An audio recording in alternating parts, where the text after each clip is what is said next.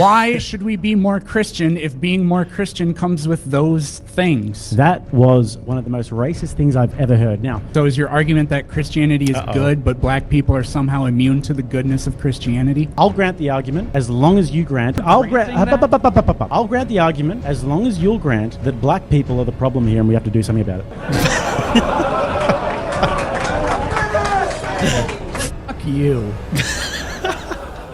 Bro is so triggered. Can I ask you a question? Go for it. So, like, as long as I get to ask one next. Yeah, that's totally fine. So, like, I've seen some of your stuff, and you seem to rant a lot against, like, feminism and, like, sexual immorality, stuff like that, and all this other stuff. So, I haven't really heard you say how any of that would be bad for society beyond maybe, like, birth rates go down. So, the other stuff is just stuff that you don't like. So why, like, is having to coexist with people you don't like your idea of an unhealthy society? No, I think that you can coexist with people that you don't like all the time. I mean, in terms of feminism and degeneracy and these sorts of things, I think that you can see widespread negative effects of this, such as things like STDs amongst the population. You can also... Now, this is an interesting part here, because I actually set him up with this one. I was speaking to young Max, who was one of the crucibilities who came along, and he did some research into Planet Peterson, and he said to me, this guy always likes to go with this line that STDs are highest in the Christian states, in the Bible Belt states. And so there is a retort to that, and that is that the reason why it's the highest is because these states also have the highest black populations, and the STD rates in the black communities are very high. And if you look at the whitest states like Montana and Wyoming, they have the lowest STD rates. It's a bit of a brutality. So here I sort of gave him a little bit of it. I gave him the alley-oop, and he thought that he was going to do the slam dunk. So check this out. In terms of feminism and degeneracy and these sorts of things, I think that you can see widespread negative effects of this, such as things like STDs amongst the population. You can also see, obviously, declining birth rates. Declining birth rates is actually not something that's insignificant. Declining birth rates means that over a long period of time, we're going to suffer significant population decreases. I agree, and we have to do something about that, but in the United States, even the Christians are having fewer and fewer and fewer children. So you said in your opening statement that all of the states are below replacement. Yeah, no state in the United States is above the 2.2 threshold. That was a very disingenuous straw man. I noticed that, because do you know what the replacement rate is amongst Catholics and Orthodox? I said there isn't a state. You're breaking it down to individuals. I know what you said, but you're implying there that Christians aren't having kids anyway. That's a straw man. No, I'm implying that there are states in the United States that are more or less Christian, but overall, I want to ask you a question. Do you think that we are a Christian nation? I'm not going to I rode a kangaroo to school every day, and I'm a filthy, unwashed Australian. I'm not going to talk to you about American history.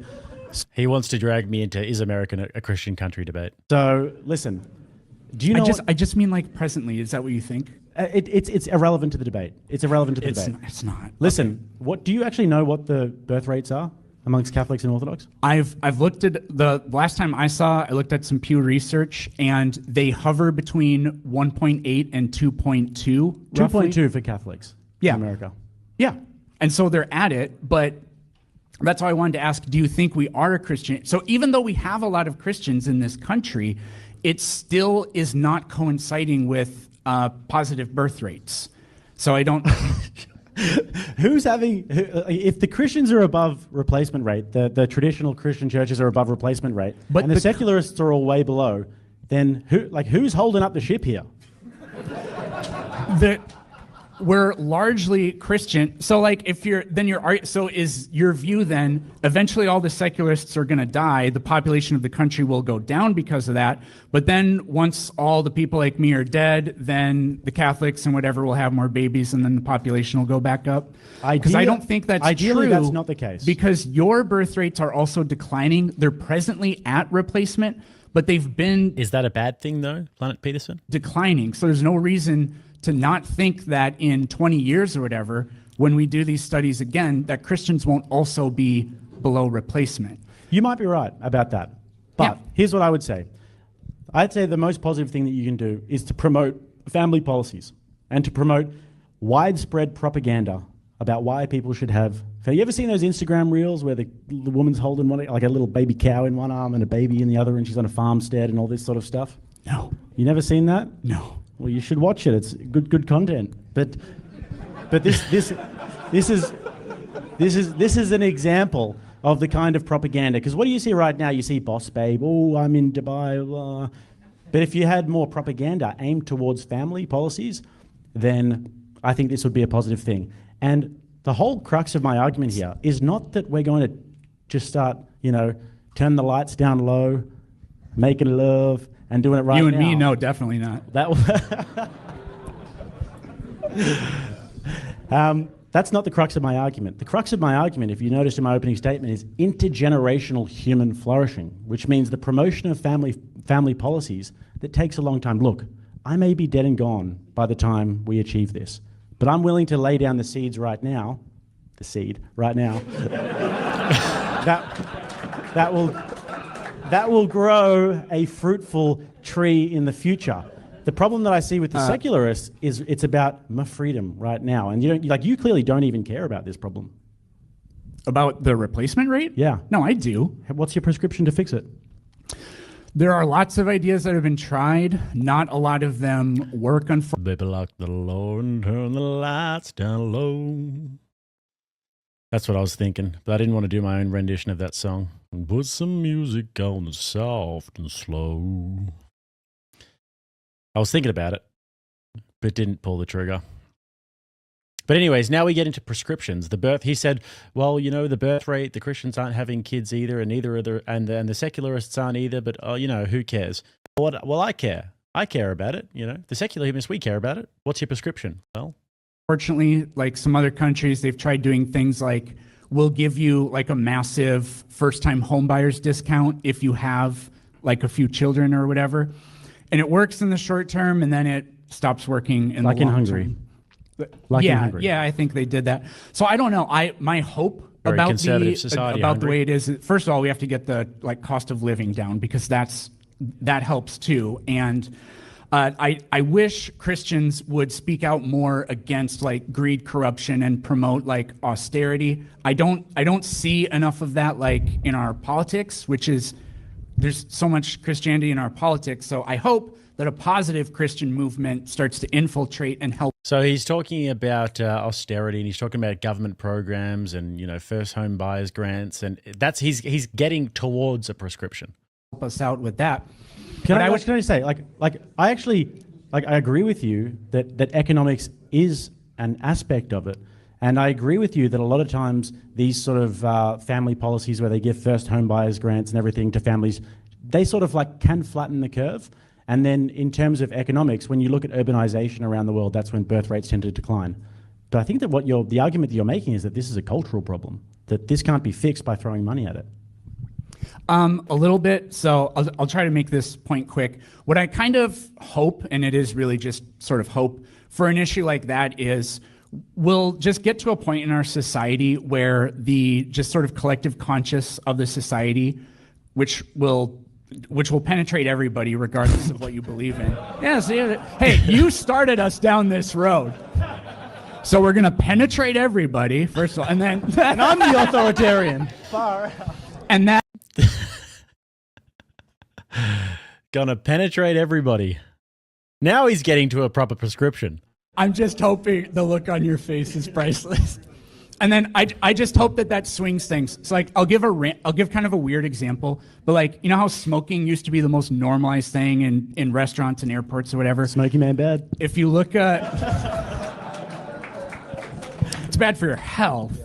But if you look at a graph of lung cancer rates, it like in World War II, it was lower than any other type of cancer for the death rate. And then it shot up and was stronger than all of the other cancers almost combined. But it's plummeted by 50% since then. Because just as a society, we just said, look, we now know that this isn't good, it's not healthy. And there were educational campaigns for that. So a country can do that whether or not nobody in it's Christian or everybody in it is Christian. That's my hope. So You're saying that you're hoping that the collective consciousness eventually turns around and everybody gets penetrated by I the hope, collective yes. consciousness. I hope we appeal to that secular process of human reasoning. So your prescription is that I hope in the future we have education campaigns. What would those education campaigns look like? For, well, education. What would they be promoting? Well, they would be, making babies, I guess. So women not being in the workplace, for example, would this be maybe don't have an abortion? Like, what are we talking? I haven't really thought about what it will look like, but See, this is my. So this is the idea, right? Intergenerational human flourishing. Is human flourishing about what we do right now? And if so, would it then be a viable thing to do to just basically stop having kids, to just castrate all of the men and just tie the tubes of all of the women out there, stop having kids, take all of the resources that we currently have in the world, give it to everybody, and then we can just sex, drugs, and rock and roll to the end, baby. We just go out in a cloud of smoke and just all the hedonistic desires that we can possibly imagine. Because if it's not about intergenerational human flourishing over time, then what are we appealing to? Right now? Just happiness right now? Problem with this is not a small problem. And I believe that the Christian authoritarian humanists have a serious plan for this moving forward. And we can. What's the plan? Well, we are going to do a mass propaganda campaign to get women out of the workforce and back into the kitchen, baby.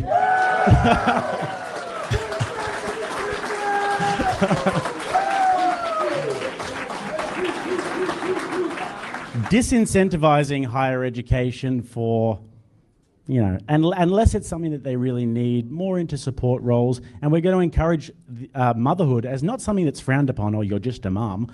Motherhood is going to be something that is venerated. Yeah. That's what we're going to do. Okay. And this, you may turn your nose up at this, but this is a cultural prescription. I think we've identified that it's a cultural problem. You can't just throw money at it. So we need to be culturally incentivizing people to make babies. Don't you agree that, I can agree that single motherhood isn't, even a secularist could agree that single motherhood isn't as preferable to, dual parenthood, child rearing, because the kid has two parents, and so there's more people to take care of them, so they'll be helped. But don't you know that, or don't you agree that it's Christians who stigmatize single mothers the most? And so if I were knowing I was going to be a single mother and the predominant culture around me is Christian and stigmatizes me for that and calls me a slut or single motherhood should be venerated? it doesn't, so just because it's not vilified doesn't mean that we're going around saying it's the preferable thing. Look, if a single mother walked into a church tomorrow and said, guys, just say into a Catholic or Orthodox church, I'm in desperate need, I've got my kids here, I'm struggling, do you think that they would say, ugh, get out, bitch? Or do you think that they would welcome her in? This is literally, there's a social experiment on this going on right now. This woman has been calling all kinds of churches throughout the country and saying, I'm a single mom, I don't have any baby formula, will you help me? And she's gotten about 10 yeses and 33 no's. And so unfortunately, we don't really have baby formula on hand a lot of the time, to be fair. Well, who carries baby isn't formula? Christianity big on charity?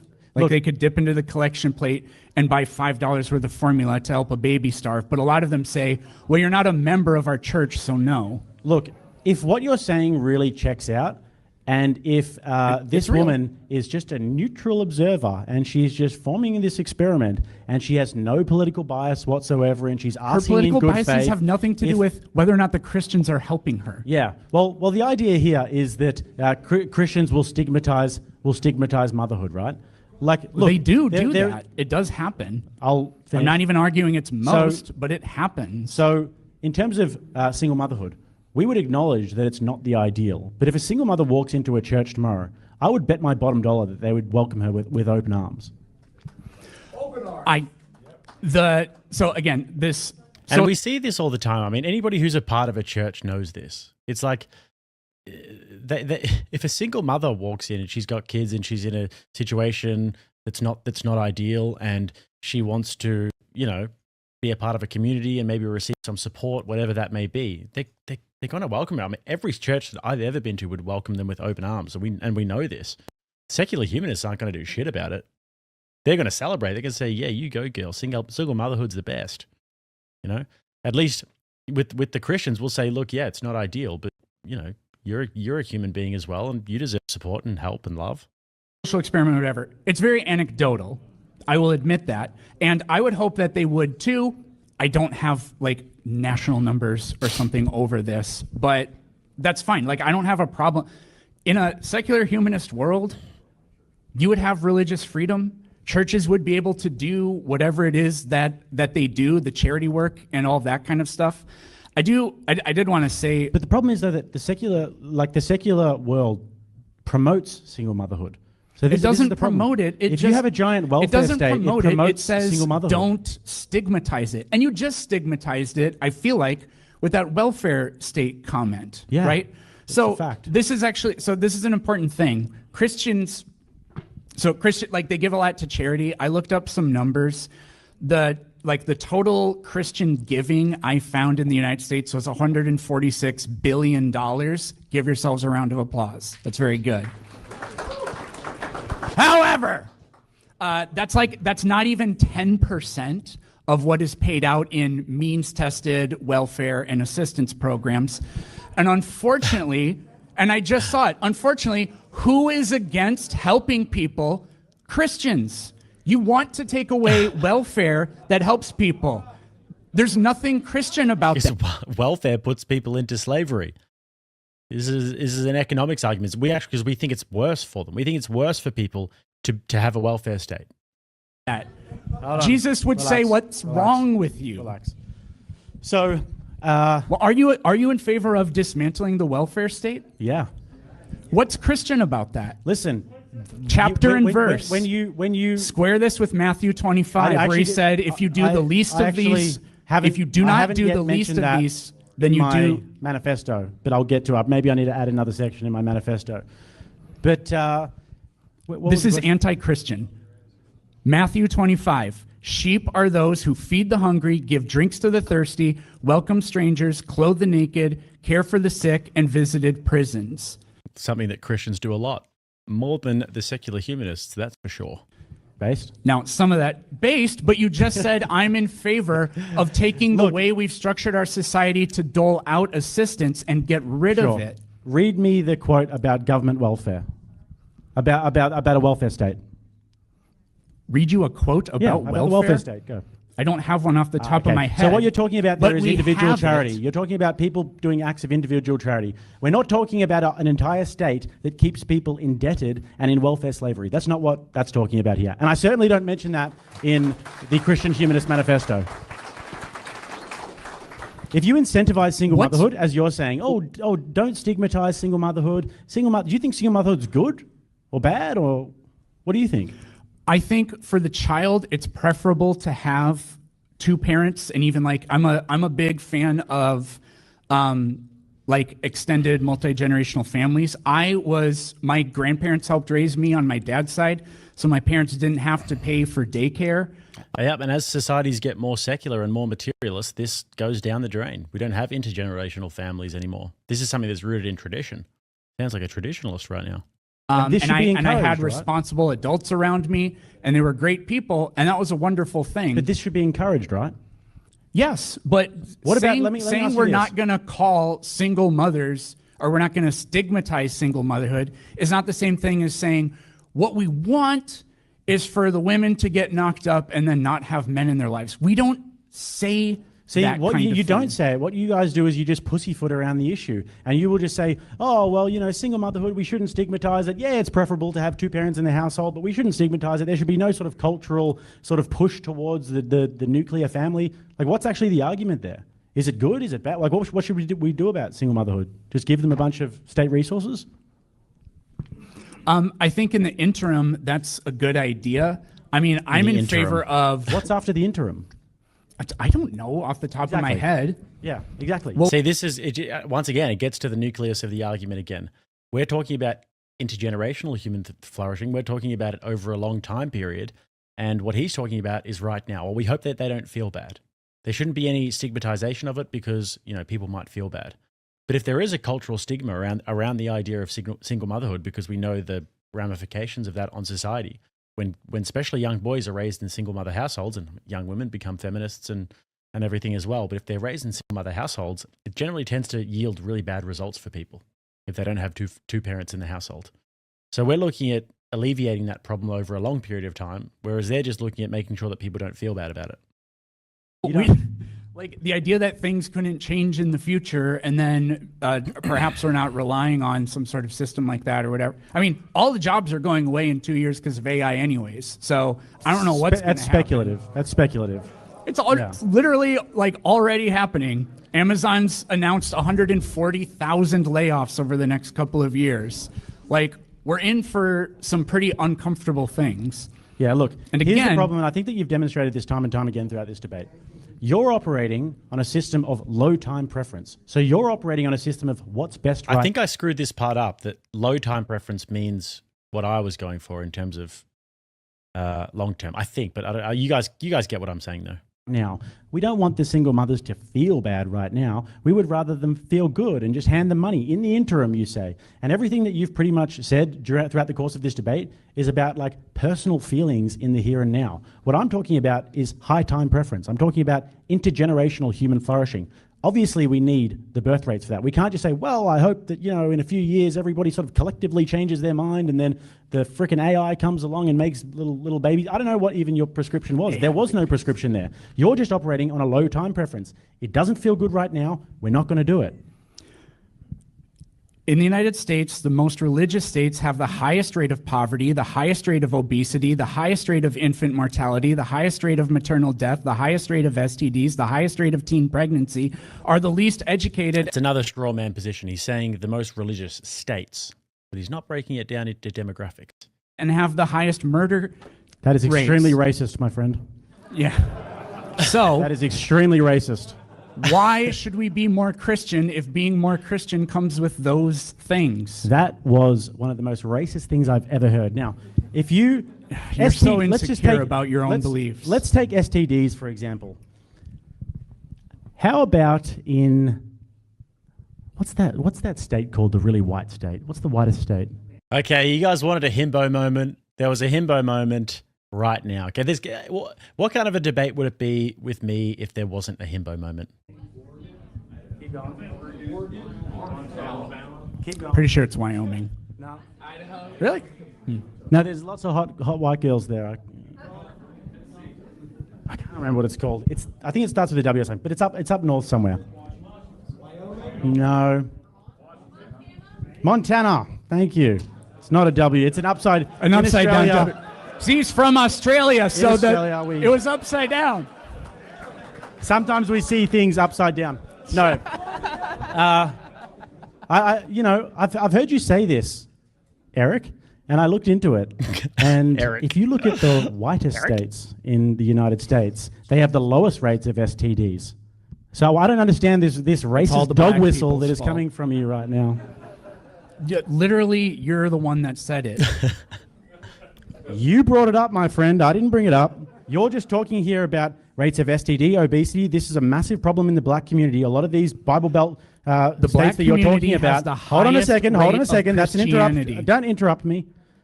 Alabama, Georgia, all these different places have some of the highest black populations, and they have big problems with obesity and STDs and the like. So, what do you want to do about those? Which people? race is the most Christian in America? I think per capita will probably be black people. Yeah, the black people. So is your argument that Christianity is good, but black people are somehow immune to the goodness of Christianity? I'll grant the argument as long as you grant that I'll grant the argument as long as you'll grant that black people are the problem here and we have to do something about it.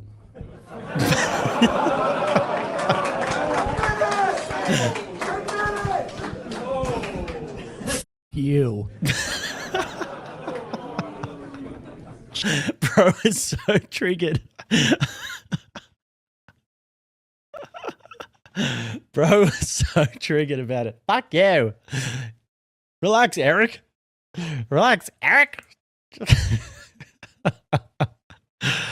Oh, it's too much fun.